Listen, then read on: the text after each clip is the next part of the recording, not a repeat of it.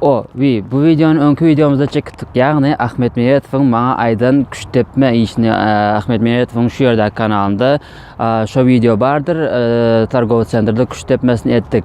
Endi gedek Ahmet Meratov'un menin aydan işimi yerine getirmek.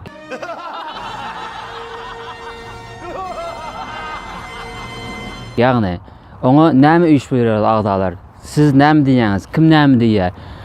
Şunun anı tak Ahmet Meratov şunu etdirýär. Yani ol öz şäherine iň bet bolan, iň owodan bolan sport karny alýar. Yani bu Ferrari boluplar, ýa-da bu Lamborghini boluplar, Bugatti Veyron, ýani islen ýöne iň betinden sport kar bolmaly öz ýaşaýan şäherinden. Soňra bu sport karny alyp, sport maşynyny alyp sürüp barýarka iň gowy halk aýdymyny goýup gygyrap şu ýerden damarlary çykyp gitmeýär. Gygyrap aýdym aýtmaly maşynyň içinde. Düşündiňizmi? Ýagny sport karyny alýar, maşynyň içinde halk aýdymyny goýýar we gygyrap halk aýdymy goşulyp aýdym aýdýar. Şu zatlary etmeli. Ýagny bu menden Ahmet Meratova challenge.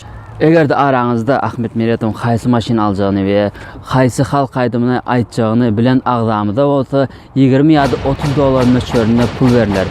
Kommentariýaňyzy aşagda ýazyň. Eger de biriňiziňki dogry gelse, iň birinji ýazylan kommentariýa pul baýragy berilýär. Onda näme dostlar?